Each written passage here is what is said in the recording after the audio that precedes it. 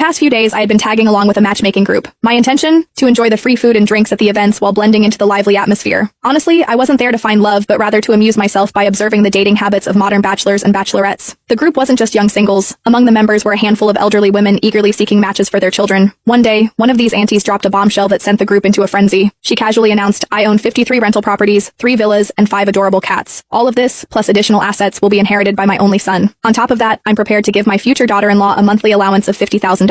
The chat erupted with messages from women of all backgrounds vying for her attention. Questions flooded in, asking if her claims were true. With confidence, she affirmed the legitimacy of her statement, but then she added, "There's just one condition. My son is in a vegetative state. I hope his future wife will not mind." Silence fell over the group like a heavy curtain, but I couldn't help chuckling. To me, this sounded like a golden opportunity wrapped in a velvet bow. I had already decided long ago that marriage wasn't in my plans. Why bother tying myself down? Life was better lived on my own terms. But if marrying a man in a vegetative state meant financial freedom, that didn't sound too bad at all. I, Stella Greer, had one great love: money. Without hesitation, I sent her a message in the group chat. "Why would I mind? Your son is clearly my destined sleeping prince." The group exploded in laughter and applause. Messages poured in, calling me bold, funny, and even shameless. I didn't care. To me, it was all worth it. Moments later, the auntie messaged me privately. "Are you being serious? Do you actually want to marry my son? Or are you just joking?" "Of course I'm serious." "Why?" "Because of money," I replied bluntly. There was no point in sugarcoating it. I was in it for the fortune. She fell silent, and I assumed I'd blown my chance. But then to my surprise, I received a transfer notification. She had sent me $500 as a travel allowance and invited me to visit her at Villa 8 in Starlight Bay, located in Crescent Gardens. She promised a warm welcome. Crescent Gardens was the most exclusive neighborhood in the city, with villas averaging over $1 million.